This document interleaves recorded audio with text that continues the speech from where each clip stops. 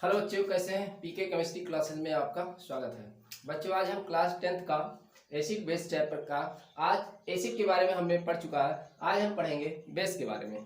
देखिए बेस क्या होता है।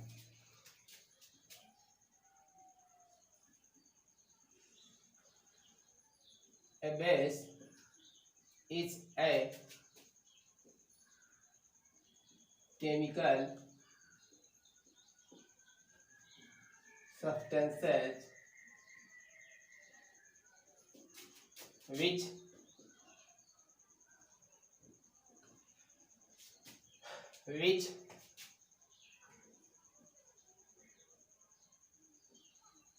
gives which give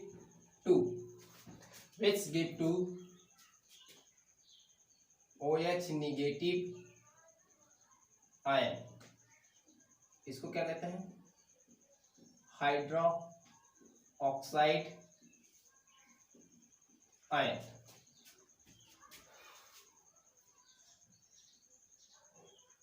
in aqueous solution. ठीक, तो बच्चों क्या है एसिड बेस क्या होते हैं? बेस ऐसे जो है रासायनिक पदार्थ होते हैं जो जल में जाने पर, जल में उतरने पर क्या देते हैं? OH निगेटिव आयन देते हैं। ठीक है, क्या देते हैं?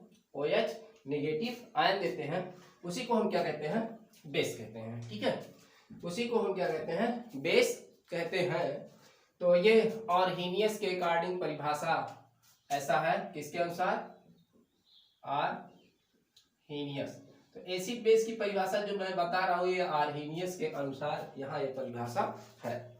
अब देखिए बेसिस कौन कौन से हैं बेस। जैसे आपका क्या है, एग्जाम्पल के तौर पर हम ले रहे हैं NaOH। क्या है आपका? NaOH। ठीक है, क्या? Sodium hydroxide, KOH। चलिए नाम भी लिख दे रहे हैं।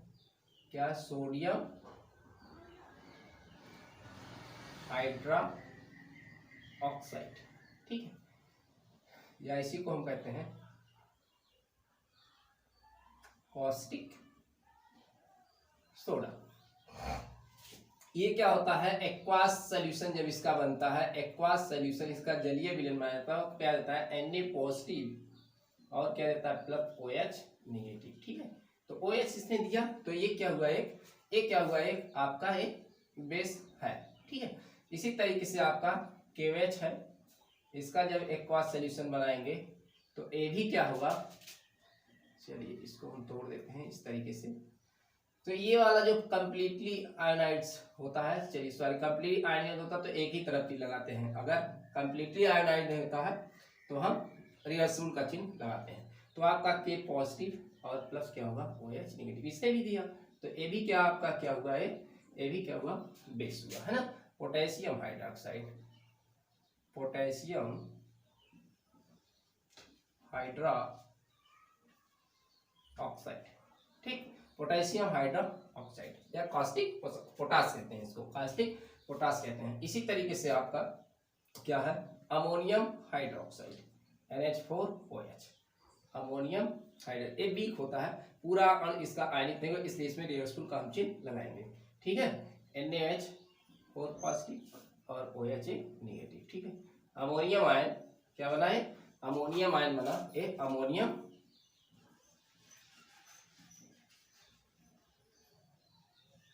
Hydro oxide. ठीक है, तो इसके मैंने बताया था ये पूरे कंप्लीटली आयनाइज्ड हो जाएंगे, तो इसलिए इसमें क्या होंगे? केवल Na पॉजिटिव और OH ही मॉलिक्यूल्स होंगे। यानी कि अगर इसका 100 अणु होगा तो 50 100 इसके होंगे तो 100 इसके 200 आयंस इसके मिलेंगे यहाँ पर। और ये पूरा आयनित नहीं हुआ क्योंकि ये वीक है।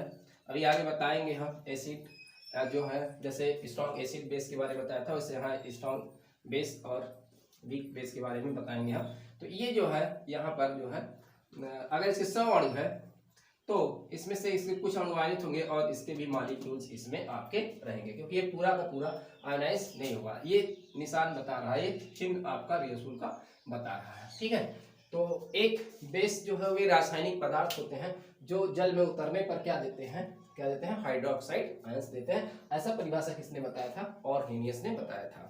ठीक है, और ये क्या हुए आपके कुछ एग्जांपल्स हुए यहाँ पर। ठीक है, तो ये आपका एग्जांपल्स यहाँ पर हुआ। बच्चों ऑल जितने भी मेटल ऑक्साइड होते हैं, all the metal oxide, all the metal oxides and metal hydroxide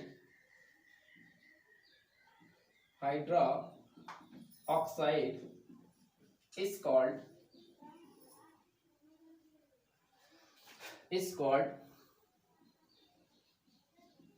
base. ठीक है, जितने भी बच्चों क्या होते हैं, जितने भी मेटल के ऑक्साइड होते हैं या हाइड्रोक्साइड होते हैं वो सब क्या होते हैं? बेस होते हैं। ठीक है, तो ये आपके बेस होते हैं। बेस जानते हैं, बेस अगर आप देखेंगे उसको आप चखेंगे तो बेस जो कैसा होगा, स्वाद में कड़वा होता है वो, यानी कि बीटर स्वाद का होता है, उसका स्वाद जो होता है कड़वा होता है। इसको आप टच करेंगे, छुएंगे, आप हाथ में लगाएंगे तो ये स्लिपरी जैसा लगेगा, इसका जो चिकना चिकना लगेगा, सोपी जैसा, यानी कि ये साबुन जैसा ये चिकना होता है। जैसे आप साबुन छूते हैं चिकना टाइप होता है, ऐसे यह भी जो है होता है। ठीक है, तो ये आपके क्या हुए, इसके एग्जांपल्स हुए। लेकिन बच्चों ये तो डिफिनीशन इसकी है ही, लेकिन एक्चुअल जो इसकी डिफिनीशन है, आखिर में बेस होते कौन है, एक्चुअल डिफिनीशन इसकी क्या है, ये देखिए एक्चुअल डिफिनीशन क्या होती है इसकी। तो ये हो गया आपका एक्चुअल डिफिनीशन क्या है, नोट कर लीजिएगा इतना।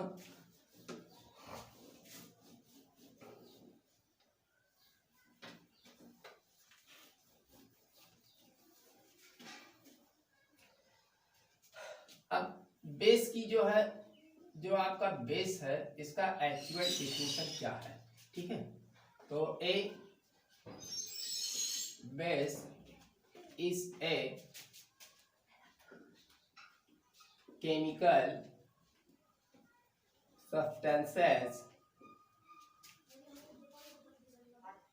substances which reacts with acid give to water and salt only। ठीक है,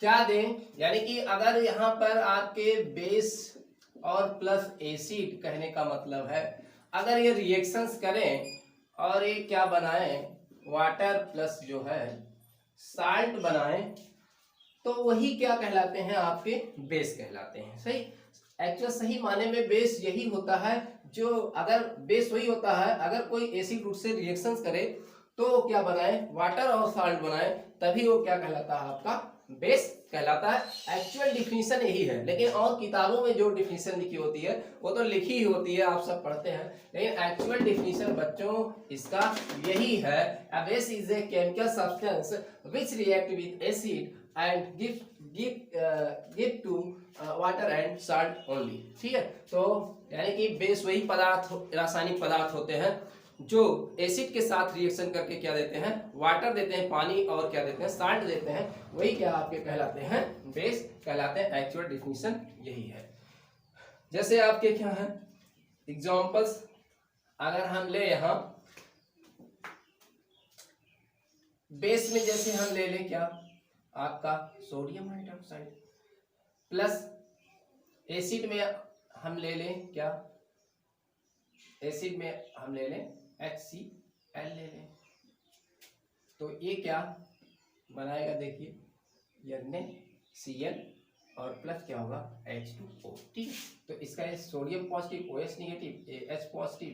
देखिए एसिड क्या देते हैं, H पॉजिटिव आंसर, बेस क्या देते हैं, OH निगेटिव। ठीक है, यहाँ से आप इसको, इसके आयंस को अदला बदली आप कर लेंगे, पॉजिटिव नेगेटिव के साथ, नेगेटिव पॉजिटिव के साथ। तो ये याद देखिए आपका क्या बना यहाँ पर, एक साल्ट बना और क्या बना, वाटर बना। ठीक है, इसी तरीके से आपका KH और प्लस क्या है आपका एसिड में जैसे आप ले लेते हैं H2SO4 ले लेते हैं, तो क्या बन जाता है, ये डबल ले लीजिए, पॉजिटिव इसका है, इसका नेगेटिव, ये इसका पॉजिटिव और इसका है नेगेटिव, तो ये इसके साथ चला जाएगा।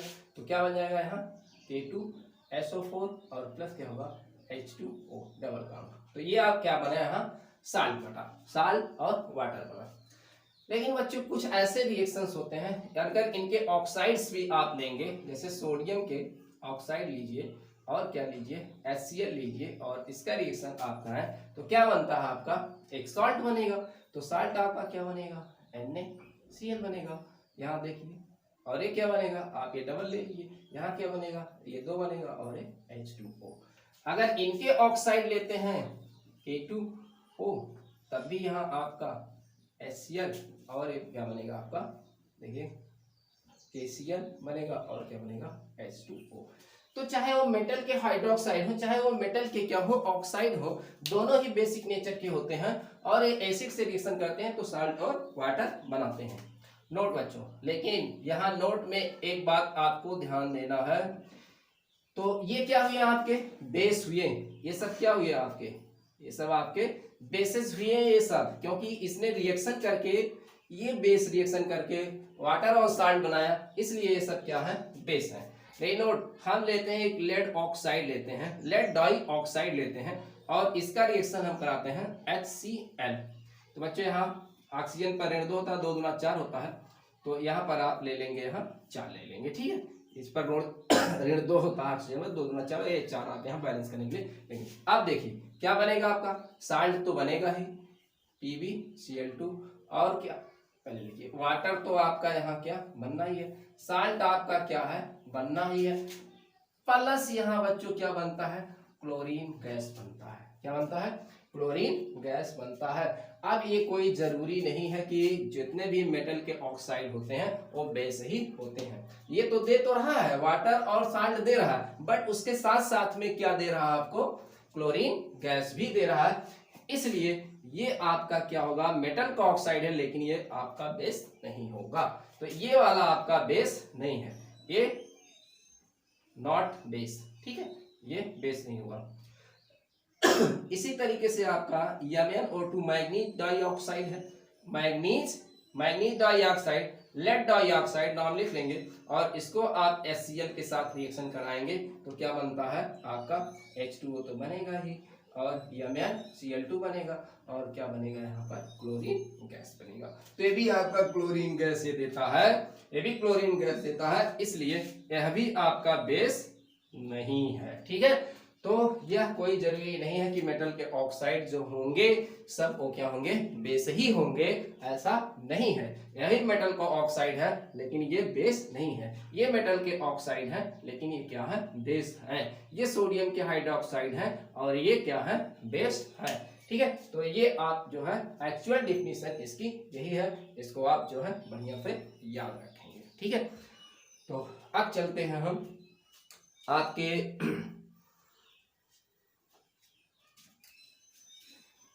हो गया। अब मेटल बेसिस जो आपके होते हैं ये सॉल्युबिलिटी के आधार पर ये क्या होते हैं, 2 प्रकार के होते हैं। देखिए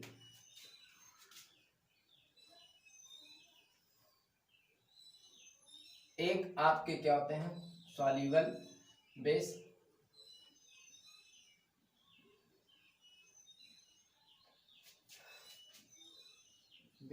और क्या होते हैं आपके इनसॉल्युबल बेस। ठीक है, अब देखिए ये बच्चों जो सॉल्युबल बेस होते हैं इसको हम बेस नहीं कहते हैं, यहाँ तो हमने लिख दिया है, लेकिन ये सॉल्युबल जो बेस होते हैं इसको हम बेस नहीं कहते हैं, इसको हम क्या कहते हैं,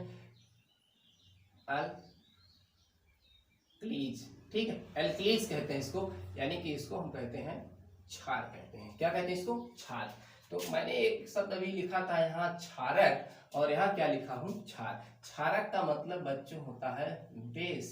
ठीक है, क्षारक का मतलब क्या होता है? बेस। लेकिन यहाँ एल्कलीज का मतलब क्या होता है? क्षार। अब आपके जो सॉल्युबल बेस हैं उसको क्षार मतलब क्षार किसको कहते हैं? क्षार यानी कि किसको कहते हैं?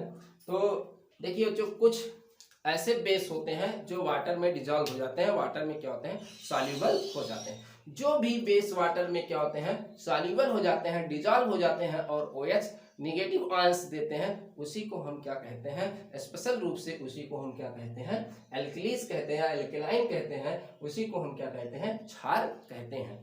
और ये बहुत कम है। ये क्या है? बहुत कम है। सॉल्युबल बेस क्या है? बहुत कम है। सॉल्युबल बेस यानी क्षार क्या है? बहुत कम है। और इनसॉल्युबल जो बेस होते हैं बहुत ज्यादा है।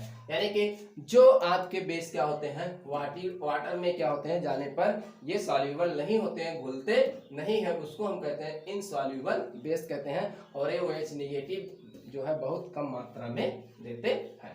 ठीक है, बहुत कम मात्रा में देते हैं। तो क्या होगा यहाँ पर आपका लिखना? ए बेस विच इज, देखिए ए base which is a base which is soluble in water, soluble in water, जो soluble क्या हो जाते हैं? वाटर में घुल जाते हैं।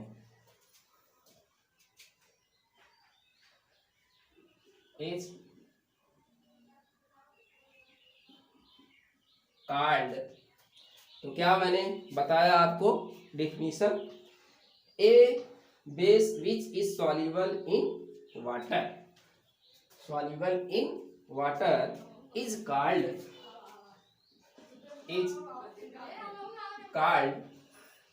N alkalis. ठीक, अल्कलीज कहते हैं या इसको एल्केलाइन कहते हैं। तो बच्चों जो बेस क्या होते हैं? आपके वाटर में सॉल्युबल हो जाते हैं, उसी को हम क्या कहते हैं? एल्केलाइन कहते हैं, एल्कलीज कहते हैं, या उसी को हम क्या कहते हैं? क्षार कहते हैं। एग्जाम्पल के तौर पर आपका जितना आपका NaOH है या इसी के जो है ऑक्साइड है आपके Na2O है, KOH है आपका पोटेशियम हाइड्रोक्साइड या K2O है, इसके अलावा आपका क्या है? NH4 आपका अमोनियम हाइड्रोक्साइड है, इसके अलावा आपका यहाँ पर कैल्शियम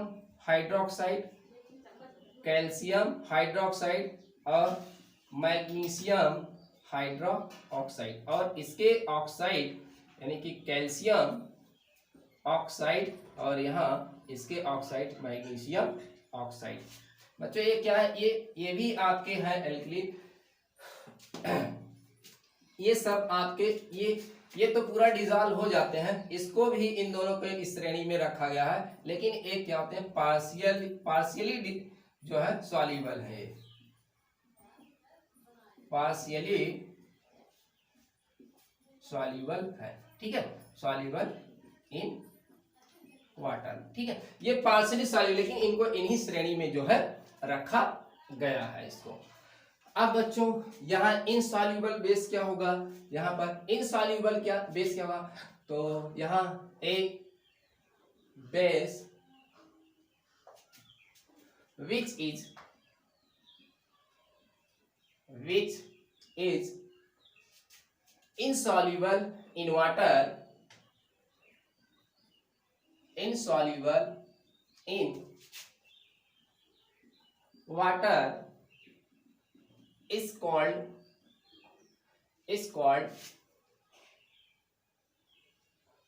यहाँ 2 बार हो गया है बच्चों, is called a basis। ठीक है, तो इसको हम बेस कहेंगे बच्चों। जो आपके वाटर में सॉल्युबल नहीं होंगे उसको हम क्या कहेंगे? बेस कहेंगे। यानी कि इसको आप हिंदी में क्या कहते हैं? भस्म, या इसको आप क्षारक कह सकते हैं। ठीक है, अच्छा अब यहाँ पर जितने भी आपके इसके बाद इनको छोड़कर जितने भी आपके ऑक्साइड होंगे, चाहे आपका FeO हो और इसी का चाहे आपका FeOH का थ्राइट हो, चाहे आपका फिर बेरियम का ऑक्साइड हो, चाहे आपका बेरियम हाइड्रोक्साइड हो, का एल्युमिनियम हाइड्रोक्साइड, कॉपर का हाइड्रोक्साइड, कॉपर ऑक्साइड और कॉपर का हाइड्रो ऑक्साइड, इस तरीके से बहुत से बच्चों जितने भी और आपके क्या है ऑक्साइड है धातुओं के या हाइड्रोक्साइड है, वो सब क्या है आपके बेस है। अच्छा, अब बच्चों हम कह सकते हैं यानी कि जितने आपके ये सब जितने आपके एल्कीलीज हैं, जितने भी आपके एल्कीलीज हैं वो क्या है बेसिस है। All the alkalis are bases, है ना, all the alkalis are bases but not all the bases is alkalis, है ना, यही तो हम कहेंगे, क्योंकि सभी तो बेसिस क्या हो सकते हैं, डिसॉल्व हो ही नहीं सकते वाटर में, इसलिए तो हम यहां कह सकते हैं, क्या कहेंगे, all the alkalis all the alkalis are bases, है ना, but not all the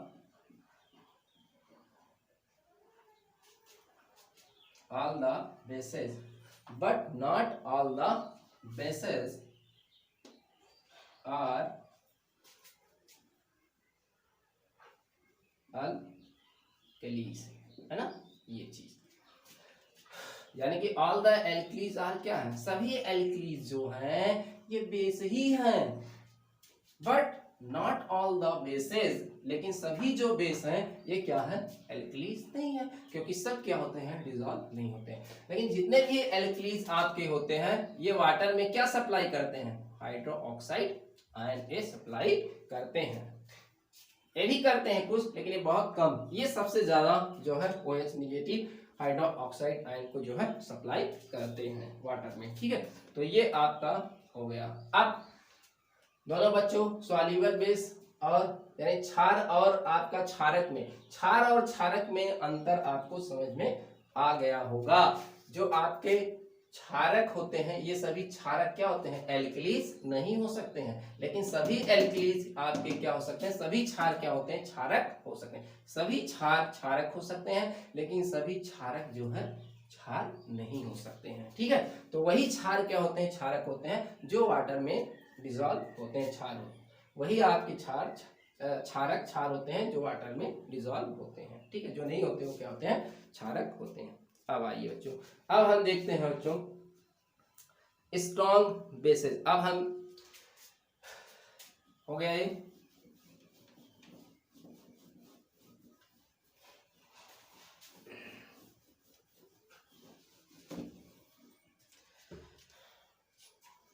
strong base.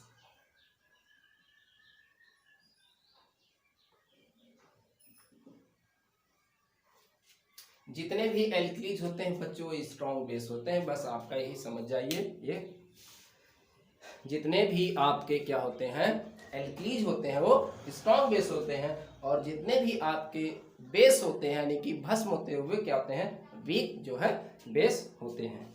तो इस आधार पर भी आप कह सकते हैं। तो स्ट्रॉन्ग बेस यानी कि a base which is a base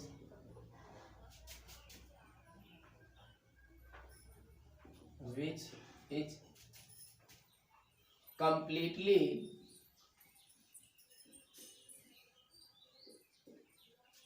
ionized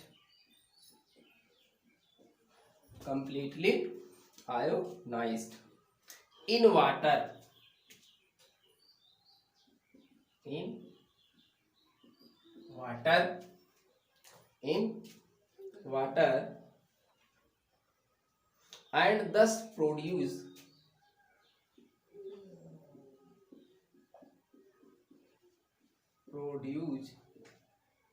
and thus produce a large amount of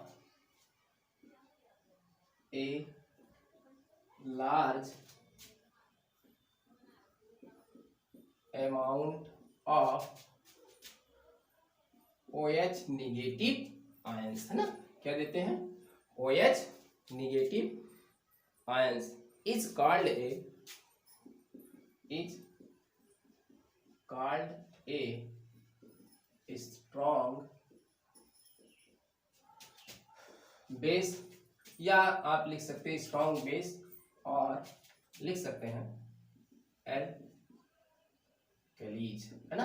ये भी तो आप लिख सकते हैं, एल्कलीज भी लिख सकते हैं, एल्कलाइन भी लिख सकते हैं, क्योंकि हमने बताया सभी एल्कलाइन जो होते हैं, एल्कलीज होते हैं, आपके स्ट्रॉन्ग बेस होते हैं। ठीक है। अब ये स्ट्रॉन्ग जो बेस होते हैं बच्चों, ये कंप्लीटली रूप से पानी में जाने पर जैसे जाएंगे क्या होंगे, पूरी तरीके से आपके क्या हो जाएंगे, आयोनाइज्ड हो जाएंगे। जैसे आपके क्या है, NaOH बताया, ये पूरी तरीके से आपका Na पॉजिटिव और OH निगेटिव में टूट जाएगा। आपका KOH है, यही तक 10 के NCERT में आपके ही दो ही आप समझिए स्ट्रॉन्ग में आपके हैं, एक K पॉजिटिव और प्लस OH निगेटिव। ठीक है। आपके कैल्शियम हाइड्रोक्साइड भी है, कैल्शियम हाइड्रोक्साइड और मैग्नीशियम हाइड्रोक्साइड भी स्ट्रॉन्ग में थोड़ा आते हैं, लेकिन ये पूरी तरीके से स्ट्रॉन्ग नहीं है। ठीक है। और ये जो आपके अमोनियम हाइड्रोक्साइड है, ये तो आपका वीक है। ठीक है। तो ये थोड़ा है पार्शियली रूप से, क्या है, ये पार्शियली जो है ये स्ट्रॉन्ग है, पूरी तरीके से नहीं है। ठीक है। तो ये भी आपके कैल्शियम पॉजिटिव और प्लस जो है 2OH निगेटिव, ये मैग्नीशियम पॉजिटिव और प्लस 2OH निगेटिव। तो ये आपके NCERT के बुक में मिलेंगे, ये भी दोनों, है ना। तो ये आपके ये स्ट्रॉन्ग जो है क्या हुए, स्ट्रॉन्ग आपके बेस हुए। अब देखिए आप वीक बेस किसे कहेंगे, आइए कहीं चेंज कर लेते हैं। तो स्ट्रॉन्ग बेस में आप पूरी तरीके से आयनाइज्ड हो जाएगा, आयनन हो जाएगा इसका, और अधिक संख्या में OH निगेटिव आयंस ए देंगे, इसलिए क्या होंगे आपके स्ट्रॉन्ग। तो स्ट्रॉन्ग एसिड वही होते हैं, क्या होते हैं, जो पूरी तरीके से पानी में क्या होते हैं, वो आयनित हो जाते हैं, और अधिक संख्या में क्या देते हैं, OH निगेटिव आयंस देते हैं। चलिए अब वीक एसिड में देखते हैं। तो यहाँ आप कर लीजिए, सॉरी यहाँ ए स्ट्रॉन्ग बेस आप लिख लीजिएगा, सॉरी रहने दीजिए, ठीक है। तो यहाँ आप लिख लीजिए ए बेस विच इज क्या होगा, पार्शियली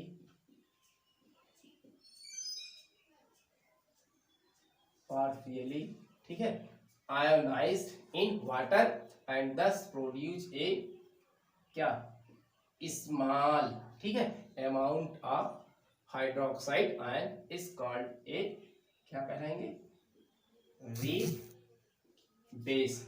ठीक है, वीक बेस ए कहलाएंगे। ठीक है, यहाँ एल्किल आप नहीं लिखेंगे, वीक बेस जो है कहलाएंगे। जैसे वीक बेस में आपके क्या है,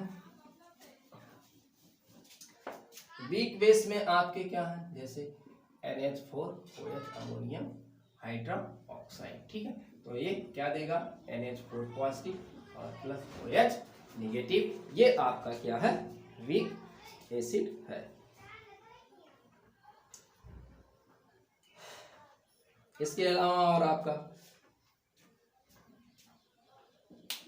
वीक बेसिड में आपका ये हो गया, एक कमजोर आपका है, आपको बोर्ड में यही आपको मिलेगा वीक बेस में। अब हम देखते हैं प्रॉपर्टीज ऑफ बेसिस, है ना। अब क्या देखेंगे हम, प्रॉपर्टीज ऑफ बेसिस।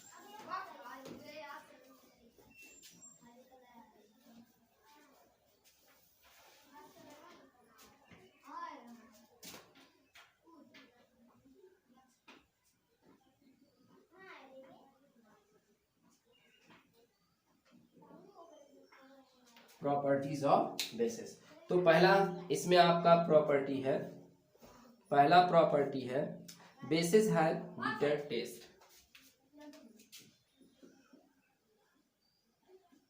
बेसिस क्या हैड बिटर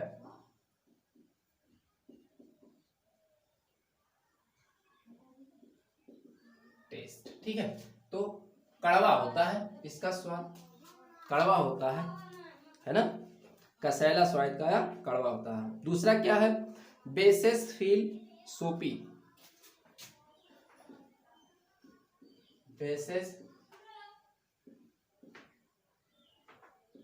फील सोपी टू टच, टू टच। ठीक है, जब आप बेस को क्या करेंगे, टच करेंगे, सोपी, सोपी मीन्स साबुन, साबुन जैसा क्या होता है, चिकना होता है जब आप उसको क्या करेंगे, टच करेंगे, है ना। सो यस ओ yes yes yes yes yes, ठीक है, सोपी होता है। तो ये टच जब आप करेंगे तो ये कैसा होता है, साबुन जैसा चिकना होता है, चाहे तो आप इसको टच करके देख सकते हैं लगा के, है ना। अगला क्या है, बेसिस टर्न। तीसरा bases turns, bases turn red litmus, red litmus to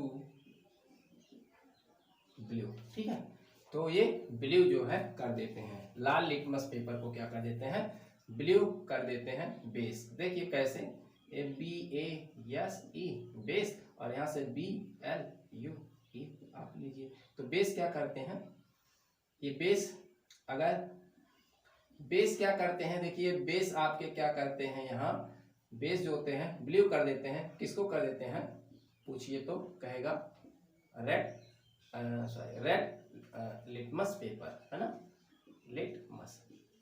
तो रेड लिटमस को ये बेस क्या करता है, ब्लू कर देता है। ठीक है, अगला प्रॉपर्टी है, 3 हो गया, 3 हो गया आपका, बेसिस कंडक्ट इलेक्ट्रिसिटी। चौथा है बेसिस कंडक्ट इलेक्ट्रिसिटी। बेस क्या करते हैं, अगर इसका जलीय विलयन बनाया जाए तो क्या करते हैं, विद्युत धारा का प्रवाह करते हैं, यानी कि विद्युत के क्या होते हैं, सुचालक होते हैं इन सॉल्यूशन। ठीक, सॉल्यूशन यानी कि इसका जब आप विलयन बनाएंगे तो इसको हम ऐसे क्या कहेंगे, इनको इलेक्ट्रोलाइट्स कह सकते हैं भाई। इलेक्ट्रोलाइट्स, इलेक्ट्रोलाइट्स जो इलेक्ट्रोलाइट्स होते हैं वही क्या करते हैं, विद्युत धारा का संचालन करते हैं। पांचवा आपका बेसिस रिएक्ट विथ, पांचवा है bases react with, bases react with some metals, some metals react with some metal to form hydrogen gas, to form H2 gas. यानी कि बहुत से ऐसे मेटल्स, बहुत से बेस होते हैं जो कुछ मेटल के साथ रिएक्शन करके क्या बनाते हैं, साल्ट तो बनाते ही है और हाइड्रोजन गैस, जैसा आपने एसिड में पढ़ा था, वो भी क्या किया था, डाइल्यूट एसिड के साथ रिएक्टिविटी जो रिएक्टिव मेटेरियल होते हैं वो क्या करते हैं, हाइड्रोजन गैस और साल्ट बनाते हैं। जैसे हम NaOH लें और इसमें हम क्या डाल लें, जिंक। ठीक है, तो ये जो है इसके साथ रिएक्शन करके Na2ZnO2 और प्लस क्या बनता है, हाइड्रोजन गैस। ये सोडियम जिंकेट है, क्या बच्चों, सोडियम जिंकेट, सोडियम जिंकेट एक क्या है, एक साल्ट है। ठीक है, तो ये जो है बनाता है हाइड्रोजन गैस बनाता है। अगला जो है छठवां जो है आपका रिएक्शन है। 6वां आपका क्या है, bases react with acid, bases reacts with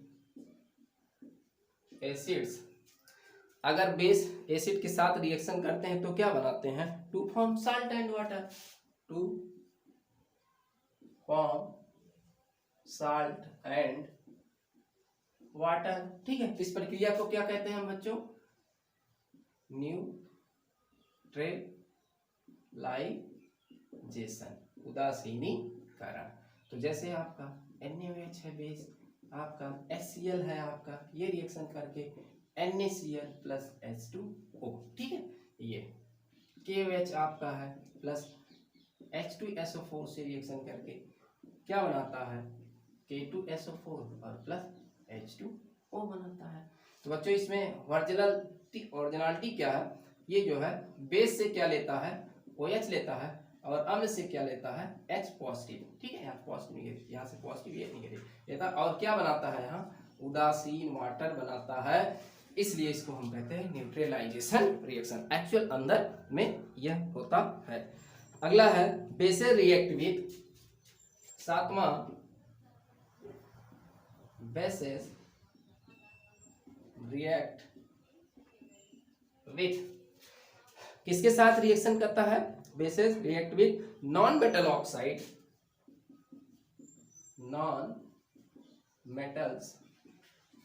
non metal oxides to form, क्या बनाता है, जो आपका है बेस जो है नॉन मेटल के साथ, नॉन मेटल ऑक्साइड के साथ जो है रिएक्शंस करके क्या बनाता है, salt and water, to form salt and water. ठीक है, ये बनाता है, साल्ट और वाटर बनाता है। अब इसका हम रिएक्शन देख लेते हैं, non metal oxide plus base. ठीक है, तो non metal oxide plus base क्या बनता है, साल्ट प्लस वाटर। ठीक है, इसका हम रिएक्शन दे, जैसे कैल्शियम हाइड्रोक्साइड, ये देखिए कैल्शियम हाइड्रोक्साइड आपका एक क्या है, बेस है, और इसमें हम क्या डाल देते हैं, कार्बन डाइऑक्साइड गैस। देखिए नॉन मेटल ऑक्साइड है ये, कार्बन डाइऑक्साइड क्या है, non metal oxide. Non metal oxide कैसे होते हैं, एसिडिक नेचर के ये होते हैं। तो ये रिएक्शन करके क्या बनाता है, पीछे रिएक्शन आप पढ़ चुके हैं, क्या बनाता था, कैल्शियम कार्बोनेट का सफेद अवक्षेप, और प्लस क्या आपका बन जाएगा H2O। देखिए साल्ट बन गया और ये क्या, वाटर बन गया। ठीक है, इसी तरीके से एकाध रिएक्शन और हम आपको दे देते हैं इसमें। तो ये खत्म होने वाला है आपका, और एक रिएक्शन लिख लीजिए, जैसे आपका ले लेते हैं जिंक हाइड्रोक्साइड और प्लस, चलो सल्फर डाइऑक्साइड लेते हैं, तो क्या बन जाएगा, जिंक सल्फाइड प्लस वाटर। ठीक है, ये साल्ट बन गया और एक वाटर बन गया। ठीक है, अब अगला एक और देख लेते हैं, कोरेसिव नेचर। तो 8वां है भैया कोरोसिव नेचर, है ना, लास्ट है कोरोसिव नेचर। तो संक्षारक प्रवृत्ति क्या है, संक्षारक प्रवृत्ति, है ना, संक्षारक प्रवृत्ति। ठीक है, तो ये जो आपके होते हैं, जिस तरीके से एसिड जो होते हैं क्या करते हैं, अगर वो गिर जाए त्वचा पर, कपड़े पर, तो उसको जला देते हैं, नष्ट कर देते हैं, तो इसी प्रक्रिया को हम कहते हैं कोरोसिव नेचर कहते हैं। इसी प्रकार से जो आपके स्ट्रॉन्ग जो है बेसेस हैं, अगर ये भी आपके त्वचा पर गिर जाए, त्वचा पर गिर जाए, कपड़े पर गिर जाए, तो उसको क्या कर देगा, जला देगा, नष्ट कर देगा। तो इसी को कहते हैं कोरोसिव नेचर कहते हैं। तो इसलिए एसिड और बेस जो आपके स्ट्रॉन्ग वाले हैं इनसे आप बचकर रहिए। किसी भी जो है जो आपका केमिस्ट्री का लैब होता है उसमें जो है वर्क जो किया जाता है बड़े केयरफुली से आपको करना पड़ेगा। वहाँ पर बड़ी सावधानी के साथ एकदम अनुशासन के साथ आपको करना पड़ेगा, वरना ये आपके त्वचा पर गिरते ही क्या होगा, उसको जलाकर नष्ट कर देगा। तो बच्चों ये आपके हो गए बेस हो गए, और स्ट्रॉन्ग बेस, आपके वीक बेस, और इसके बाद में बेसिस के क्या हो गए प्रॉपर्टीज हो गए। तो बस इतना ही, धन्यवाद।